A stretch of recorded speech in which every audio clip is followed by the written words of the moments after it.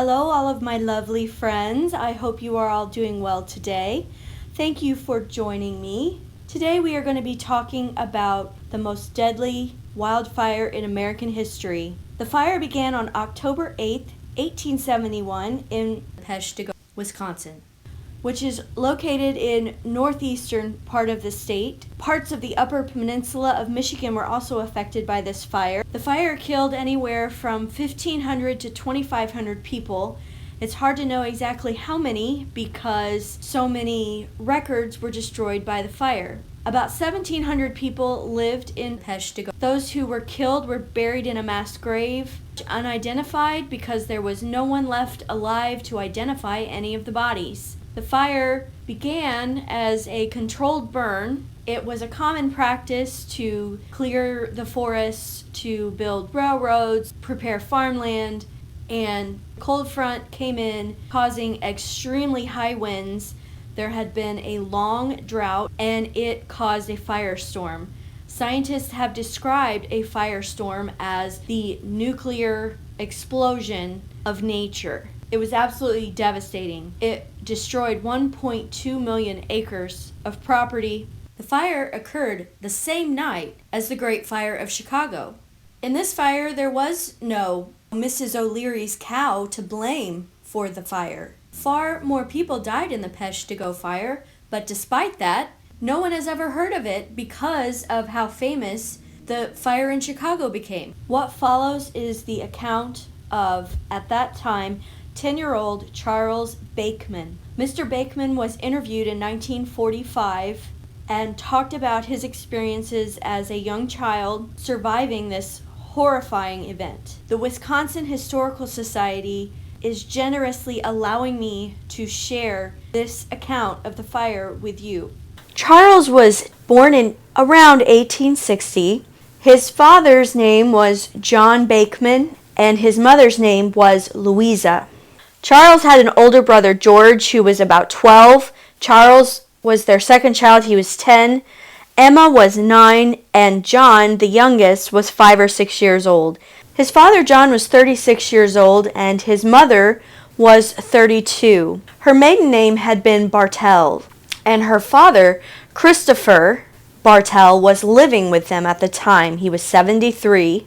His wife, Sophia, had died in Germany, and after her death, he moved to the United States around 1854. His son, Fred, and so Charles's uncle, was the first judge of Marinette County in Wisconsin in the PESHTIGO area. Living very near them, and the aunt and uncle he discusses are his Uncle Henry, who was his mother's brother. Henry was about 44, and he was married to Dorothea.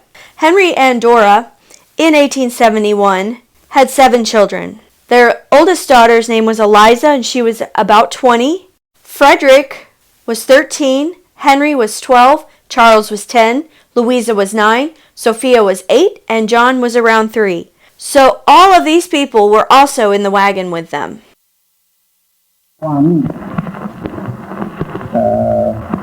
Wisconsin was the first fire that was known to mankind under the circumstances.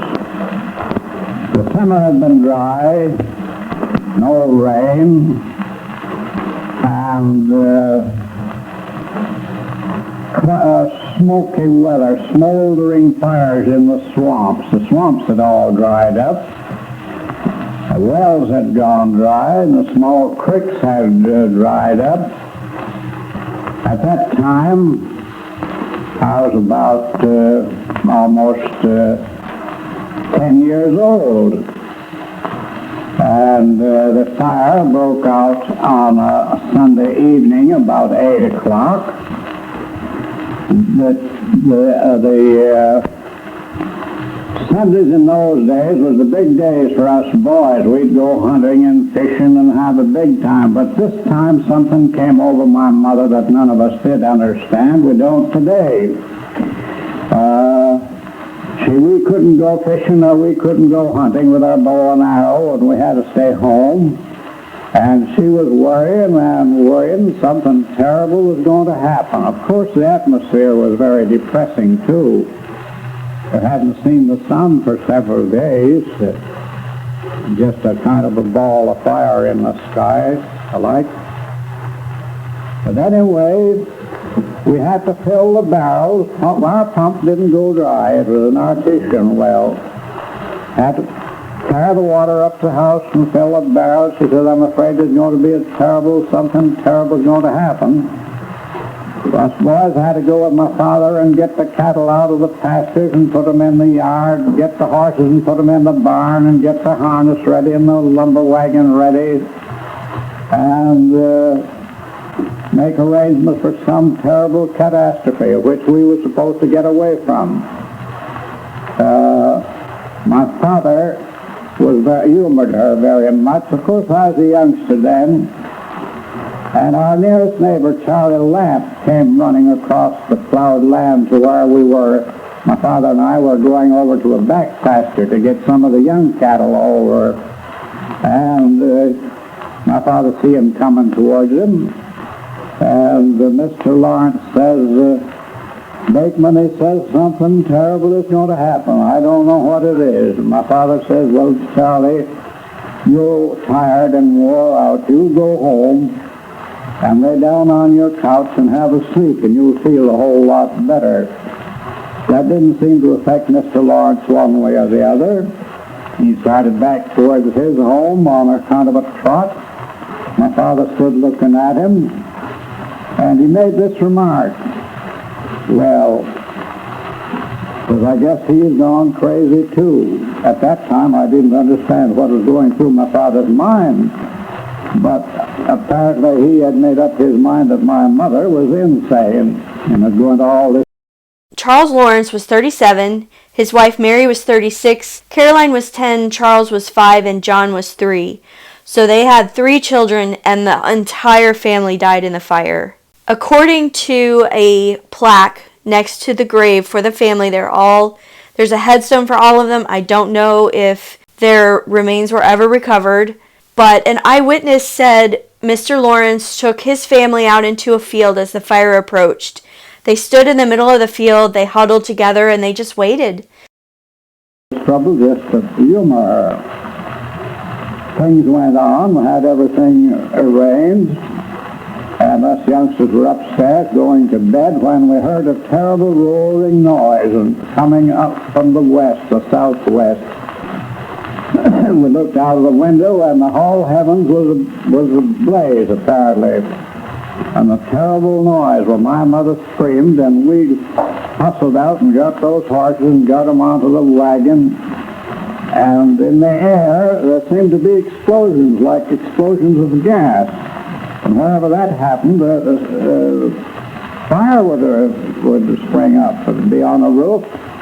And there was a hurricane that came with it, a revolving hurricane, not like a cyclone upend, but sideways, picked everything up with it. And when we got started from the house, the wind had got a little ahead of the fire, apparently, and there were a few trees across the road in the pioneer country at that time, new settlement. And I remember jumping that wagon across those trees, and we got away from our place about a mile. We came to my uncle's place, and we decided then that we had the horses on a run. Well, we came to that place and got ahead of the fire a little bit, and my father thought that he could stay and help my uncle and save some of his household goods or some of the stock. Let my brother take the team into town with my aunt and her children, and started out. And we just kept ahead of the fire about a quarter of a mile on a dead run. When we got into town, we couldn't make the people believe what a terrible fire was coming. But it got there in no time. Some of the people ran out. Now we all thought this was the end of the world and everything was burning up. As far as we were concerned, it was pretty much the end of the world. Some of them run out on the street and said their prayers, burned right up there. Others jumped into dry wells, one on top of the other. Everybody seemed to go half crazy.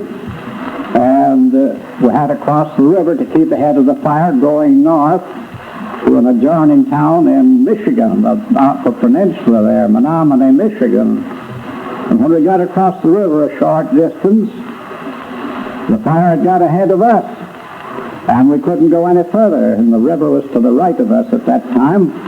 So my uncle, who happened to be there in town, he was with us too. He said, "Everybody run down to the river." We jumped out of the wagon and had to go through a board fence there that was blazing, and I remember distinctly that us big boys went through all right, but my youngest brother, he couldn't go, but my mother grabbed him and threw him right through there and followed him after that.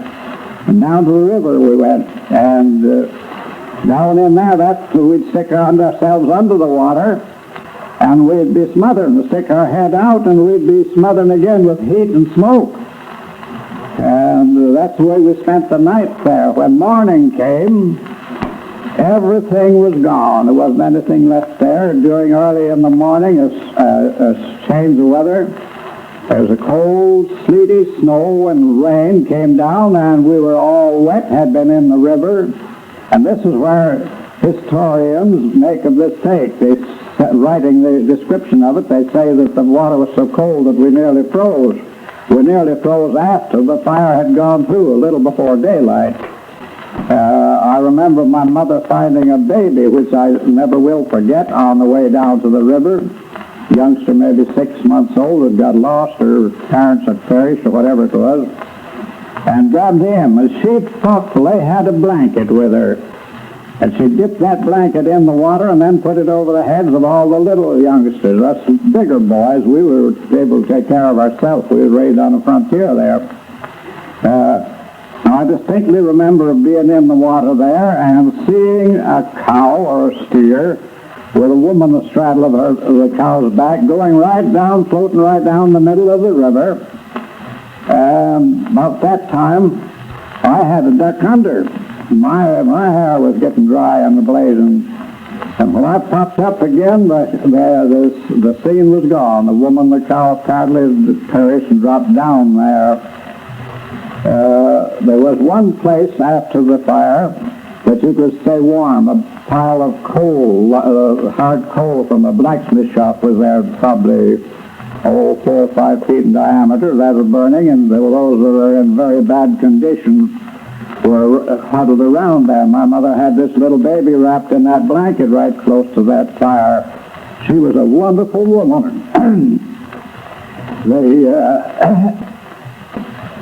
The blanket was laying there with the baby in it, and a kind of a one-horse prize fighter, Joe Drees, I don't like to mention any names, but then I guess I have to, came along and was going to grab that blanket and took a hold of one end of it with the baby in it. He didn't know the baby was in there. My mother said, "You drop that." He said, "It's my blanket." Well, in this pile of live coal was an iron rod, maybe a half-inch thick and 4 feet long. One end of it was in there, and that was red hot. She grabbed the other end and started for Mr. Driss. And I'm here to tell you, he dropped that blanket. She got her little baby back there again, all right.